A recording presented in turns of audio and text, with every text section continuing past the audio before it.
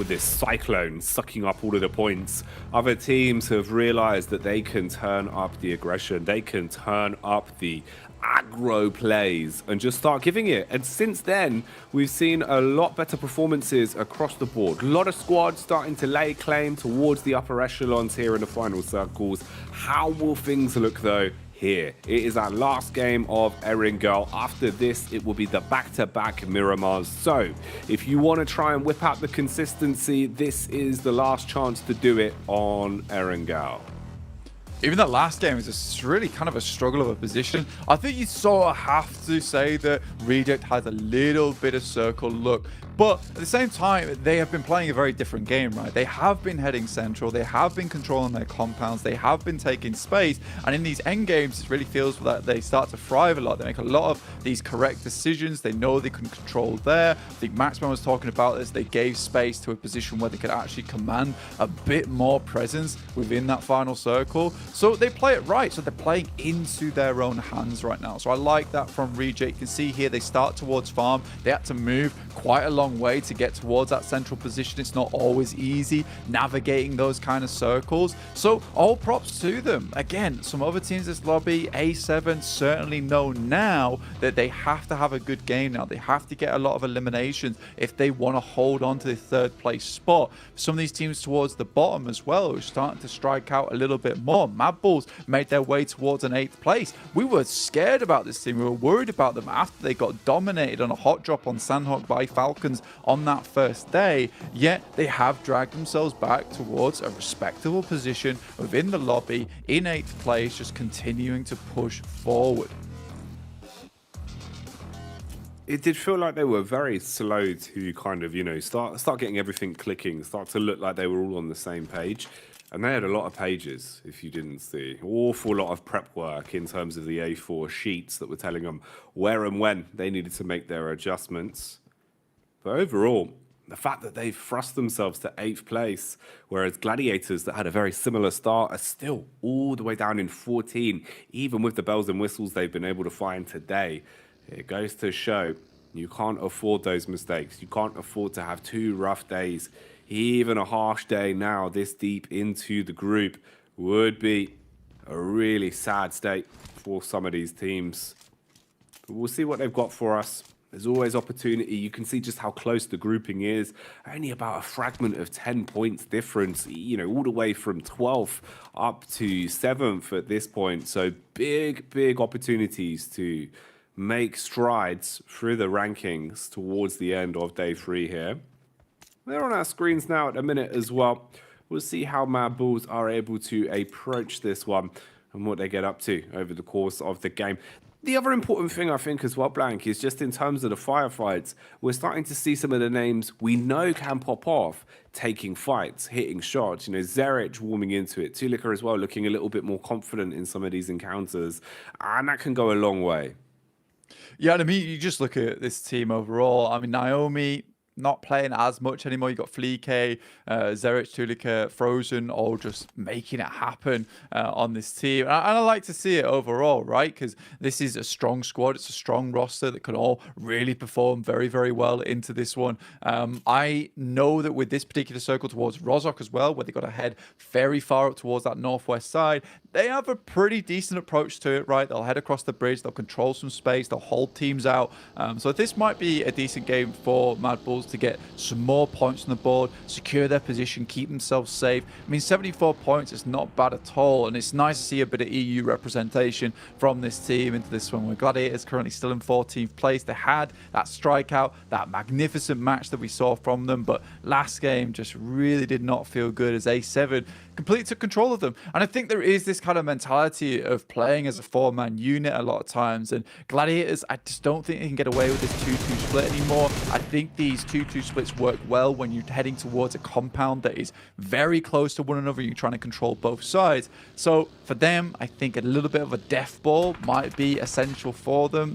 I don't want to change the way they play, because that might be the thing that's bringing them into this, just waiting for it to work, finding out where it works and getting it done from there. A lot of teams made their rotate, made their translations over towards the top side of the map right now. You got Bra eSports over towards Severny as usual. Malise eSports, we know this is a team that rotates real fast in these lobbies. They're on the eastern side of Zaki right now, looking to head towards shooting range.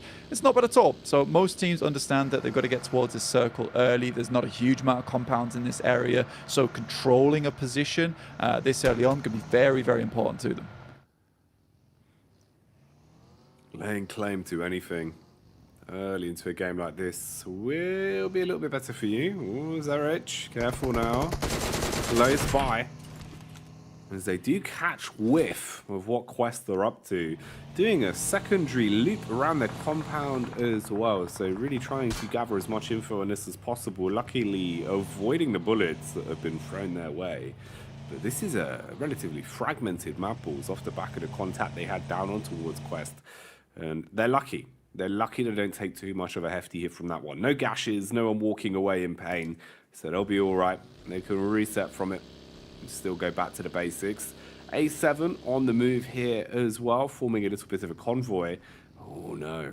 Al-Haji realized that Zerich fragmented off from the rest of the squad, so he's actually pushed in looking for him, trying to assess the situation, looking into the water and seeing if he can spot where exactly Zerich has got to. But hiding underneath the boat, he might have just avoided their eyes.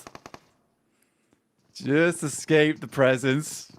Let's keep yourself alive here. Poser goes for the initial spray on the Uzi, but A7, they're too good with it. They realize they don't want to peek in too fast, but there's players all over the place, and I think Poser might just be going down here. He was their one outpost on the eastern side. Malise rotating so early, they had to get some loot, so they sent the majority of the team over towards Zaki to pick that up there, and then left Poser over towards this eastern side, easily overwhelmed by A7 coming through, and this looks like a good start for A7. Now they can control the rest of the team coming out from Zaki, maybe pick up some more points from there too.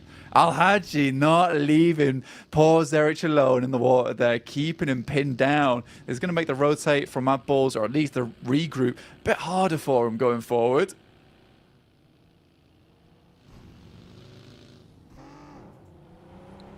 Feels like everyone's willing to be a little bit more aggro in some of these games now, a little bit more quick to the draw when they find opportunities for points. You can see it's getting them so excited, the prospect of the odd elimination here and there, just what it can do for you this late into the stage.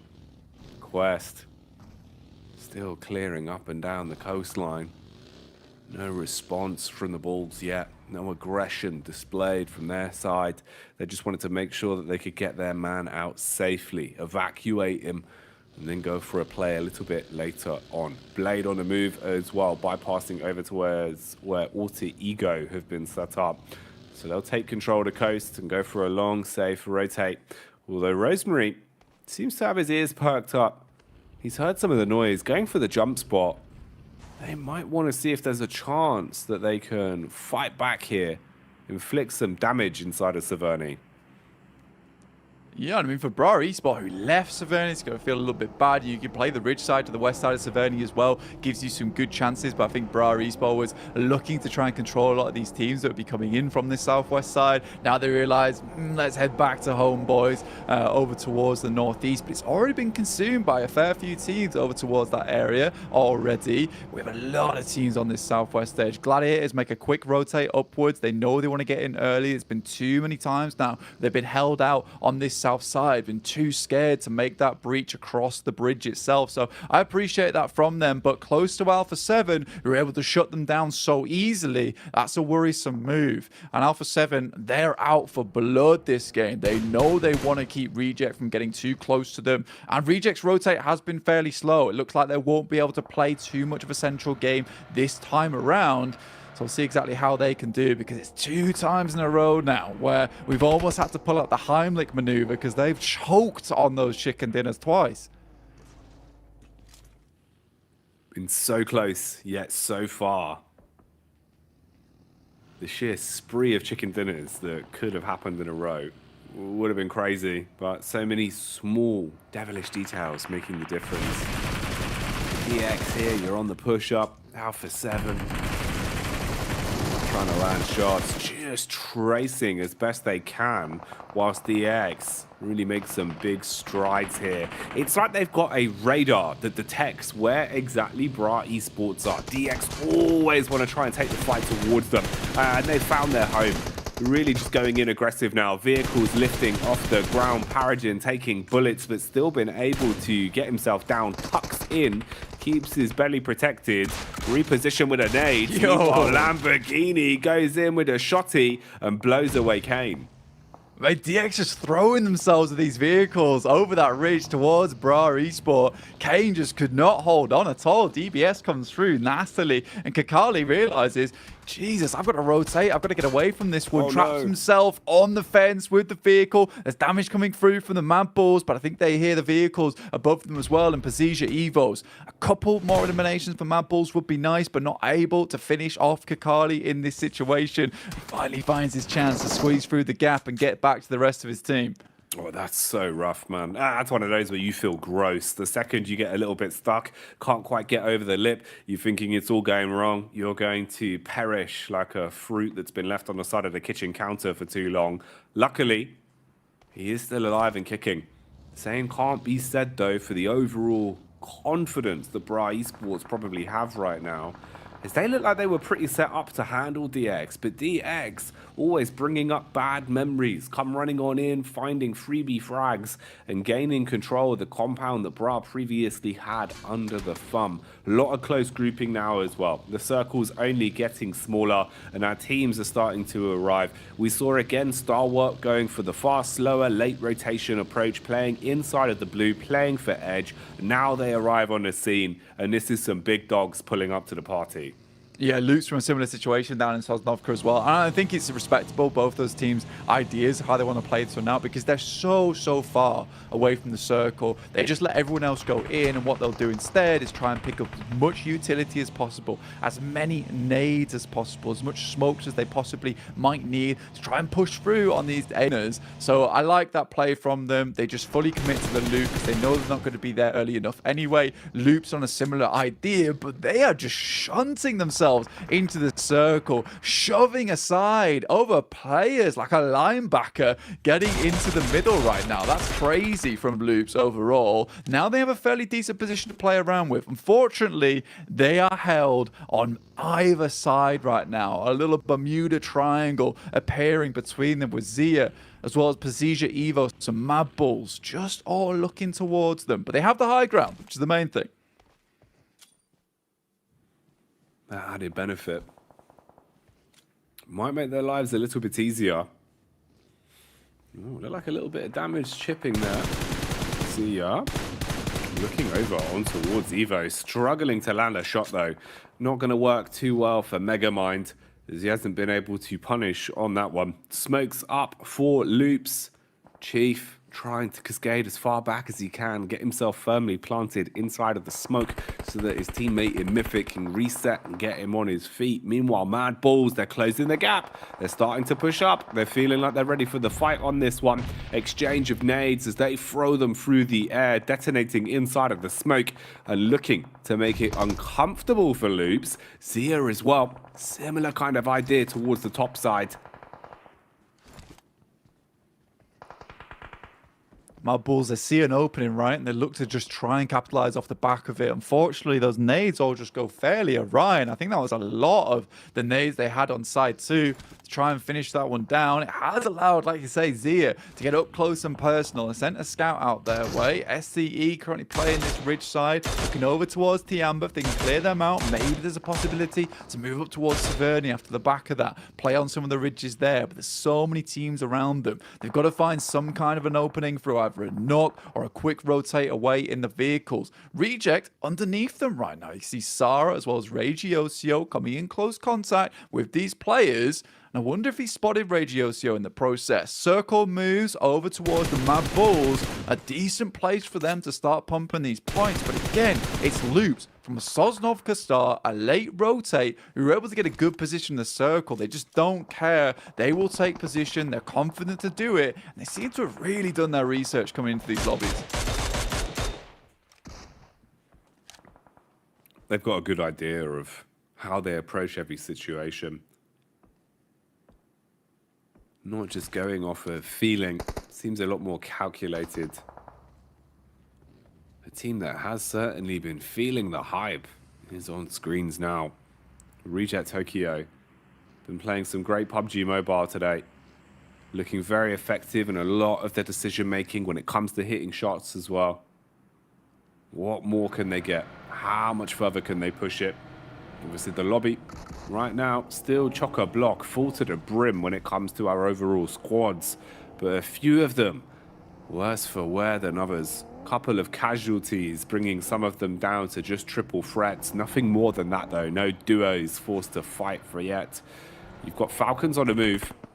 Close quarters combat could be coming their way. Bra have been playing and hiding here, and they've got to read onto it now. They dive right out of the vehicle towards the front door. Ooh, Coursera and Topsic need to be ready. The shotty up close, looking to finish it with Topsic.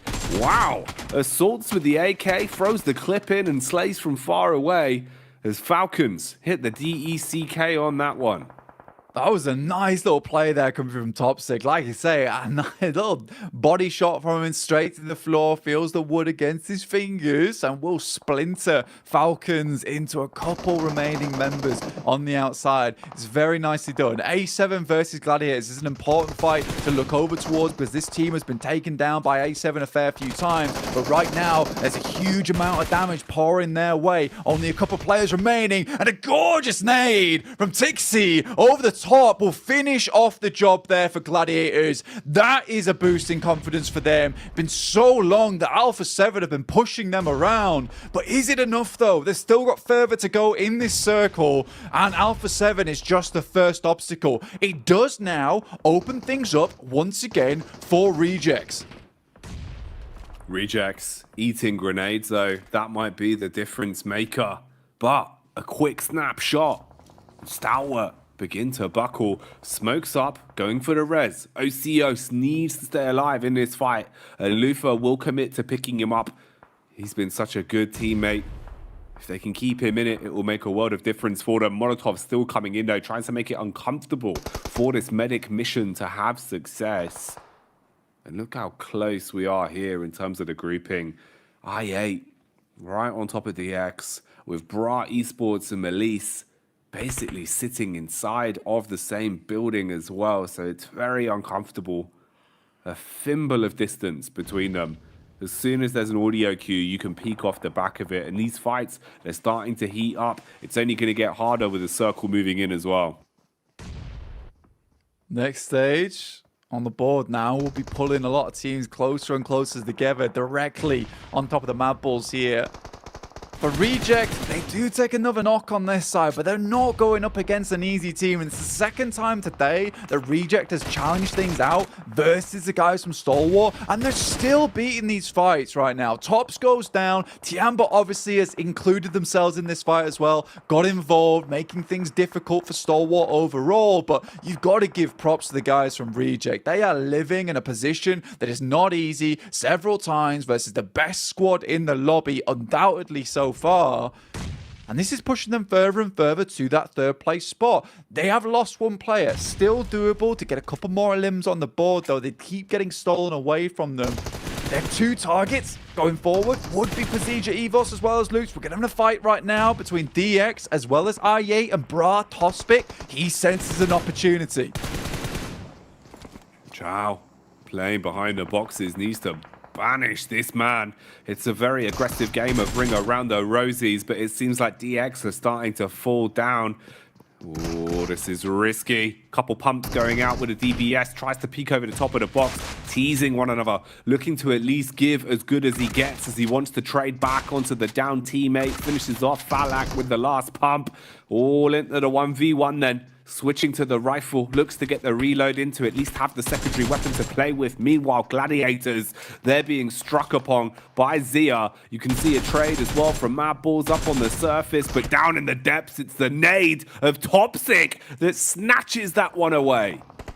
Seriously good stuff from them. Reject on their bellies right now. Just Lufa alive, trying to maintain control, but a nice spray from Cardozo might take him out. The nade just behind the tree. Loops taking damage from up on high right now. Might have saved Reject for just a little while longer, but that'll be the finish on them. And it's a stalemate once again between A7 and Reject. Both getting 1 point in this game, but nothing more than that. Pasija Evos, they hear this engagement. Cardozo down, now out, and they come on in, trying to third party this alongside with Tiamba from underneath, but trying to get up the hill. And Mad Balls having a pretty peaceful game of their own, honestly, towards that center side.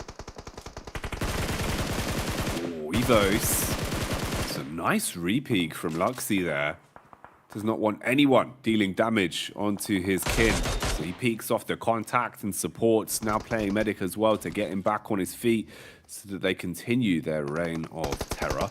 Bra eSports fighting onto Melise in fragmented 1v1s as well. Nade pulled out for Coursera, has the SMG in case there's a swing. Does actually work. Nice connection onto CEO later. And they can try push with this. Top Six roaming in from the sideline now as well. Big arc on the nade. Nice tag, low HP, forced to medic, not going to work out. Nade takes him down. And they've got a read on the other player's location as well. You can see him already setting up for it in terms of the utility, but hard committing onto the knocked player first. Yeah, Tospic's been absolutely killer with these grenades this game so far. Been picking up a lot of cheeky eliminations off the back of it. Another circle, center up towards Mad Balls, who are just revving up to take this game away now. It would be a real shame if they lose this one. This is their big chance to pump points even harder into this match. They've been climbing, and now it's time for a big old leap towards that top side of the lobby. Secure their position in that survival stage. Get a bit more prize money on board too. Gladiators and Zia going head to head. Two players trying to hold them off whilst Kitsune provides a bit of an anchor for the rest of the players to move over towards. But it's difficult now for Tixi and Meku to move out from this area with Zia creating so much pressure over towards them.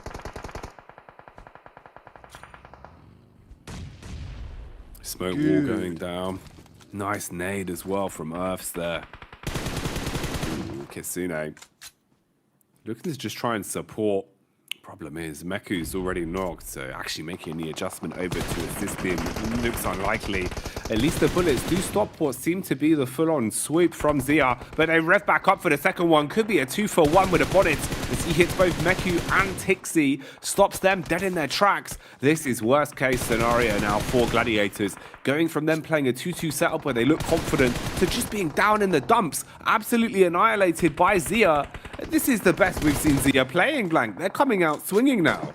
Yeah, it's a nice play from Zia there. I think for Gladiators, it's just tough on that side. I do think that's a fight that's absolutely winnable, though. Going down to Zia, 16th place team, never feels good. Only 4 points added to their tally. Down to the last 9 teams now as Tospic tries to continue his reign. Keep Bra in the conversation here, up towards that 10th place in the lobby. 5 eliminations found. Luxy is down, and Loops, as well as the rest of the team, is just not letting up at all on these games. They're a little bit quiet at the start of the day, but want people to remember the name coming into this one. Already 9 eliminations found, 153 points. Soon they're going to take up a stalwart on this game, maybe claim a first place, removing it for the first time. Mad Balls dealing with alter ego as they try and send in. Frozen's out, and there's more players to be dealt with. Only 1 player remaining for Mad Balls. This is a travesty. Oh, it's so rough as well too. Liquor missing the opening pump with a shotty. It suddenly all falls to bits as there is no room for mistakes up close against alter ego like that. And they can reset the fight as well. Be able to get their teammates back on their feet, heal up, and then look for their next challenge. Talking of a team that is challenging everyone right now, though, it's Zia. Their attention now moves on to Loops, second in the lobby at the minute, with 9 eliminations in this game already. But will that end right here as they're being thrust upon You've got Shopper up close and personal. Again, using the vehicle to instigate the gap, trying to get right in their faces. Ayala with this DBS, we know how powerful he can be, but the rest of his team starting to cascade back. They look uncomfortable for the first time. Yeah, it's a hard fight for them to take, and Zia just seems to have a lot of confidence this game. They've got very little to lose right with where they currently are on the standings. Alter Ego, though, their push over towards Mad Bulls was insane. Mad Bulls had one of the best positions in the lobby and just let it go so quick. This was a real chance for them to pump their points in this match, not able to do it, and they'll be kicking themselves for that one because it was such an opportunity for them. Alter Ego now, we've got Octa, Fnatic, Rosemary trying to finish off the remaining members down there from Quest. In the meantime, look at this. One knock comes through over towards Zia. Ayala should be finished off here. Oh, Earths with the double tap at the end. Not quite enough to absolutely ruin the hopes and dreams of Loops, but enough to make it almost an impossible task. Although Mythic, Blank, he just sprays his way through all of them. That's a huge turn and burn. Massive resurgence of confidence and the top spot going with it, you would imagine, as they've got 12 eliminations under the hood already. They're still alive and kicking into this one. It felt like the story was about to end for Loops, but now they are commanding respect. Dude, alive and kicking stalwart off the throne as they set themselves down. Look to find themselves another chicken dinner, maybe a back-to-back here. It looks doable with the amount of players that are hurt alongside the lobby. Alter Ego, though, of a whole wealth of utility to use. Loops just roaming around with themselves a Molotov, but they take a knock from Tiamba, who's been consistently making it towards the end game as well. They're not out just yet. They are looking to get towards the survival stage. You can see they're mean, they're hungry, trying to find it here.